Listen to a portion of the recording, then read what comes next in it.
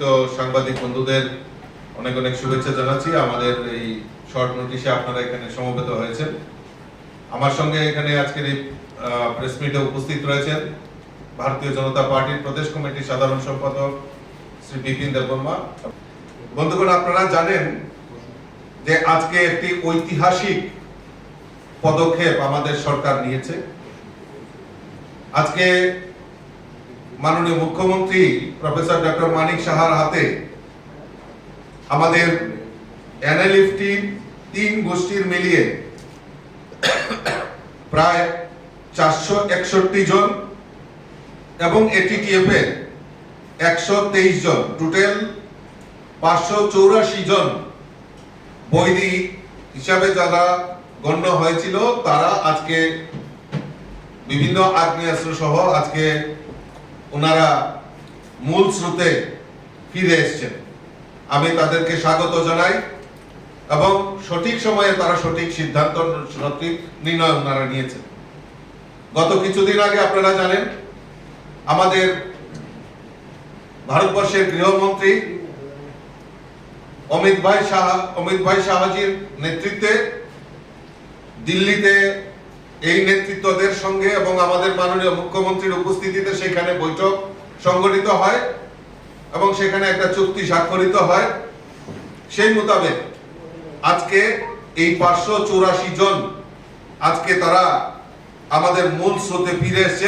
নিরপেক্ষ ভূমিকা নিয়ে, দায়িত্ব নিয়ে সেখানে আমাদের পুলিশ প্রশাসন কাজ করে।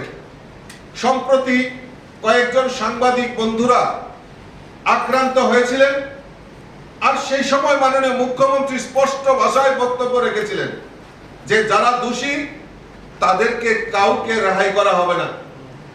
তৎক্ষণাৎ তাদেরকে পুলিশ অ্যারেস্ট করেছে এবং এখন বর্তমানে তারা জেল কাস্টডিতে রয়েছে।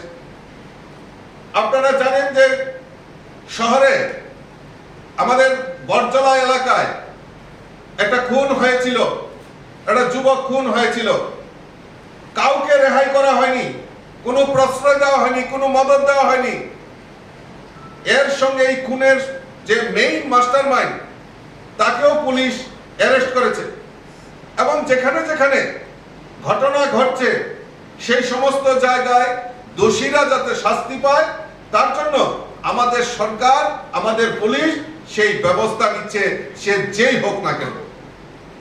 সেই জায়গায় সুস্পষ্ট কংগ্রেসীরা যারা গতকালকে ডেপুটেশন দিয়েছে, সুস্পষ্ট যে আমাদের যে এই রাজ্যে যদি অপরাধ হয়ে থাকে তাহলে অপরাধের সুষ্ঠু বিচারের জন্য তারা বলতে পারে, কিন্তু মানুষকে বিভ্রান্ত করে এই ত্রিপুরা রাজ্যকে মানুষের কাছে ভুল বার্তা দিয়ে শাসক দলকে অর্থাৎ বিজেপিকে হেয় প্রতিপন্ন করার যে প্রয়াস করছে তা সেটা এই ত্রিপুরা রাজ্যের মানুষ মেনে নেবে না।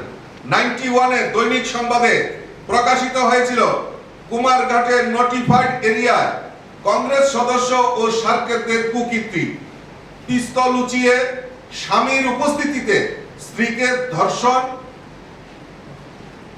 এবং প্রহার করে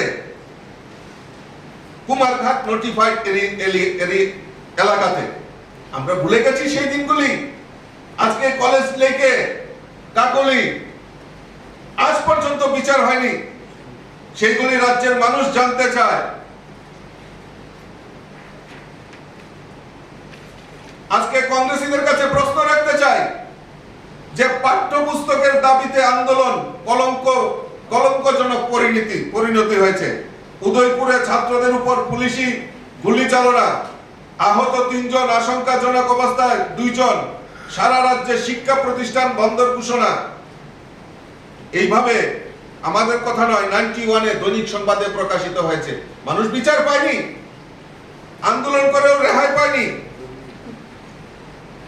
আপনারা সবাই জানেন 92-তে এই রাজ্যে জয়েন্ট এন্ট্রান্স ফল এবং মেডিকেল ইঞ্জিনিয়ারিং ভর্তির কারচুপি তদন্তের পর গুয়াহাটি হাইকোর্টের ঐতিহাসিক রায়। আমরা ভুলে যাইনি সেই জোট পিরিয়ডের কথা, ওনারা হয়তো ভুলে গেছেন, আমরা ভুলে যাইনি, রাজ্যের মানুষ ভুলে যায়নি। আজকে বন্যার বন্যা পরিস্থিতি নিয়ে বড় বড় কথা বলছেন।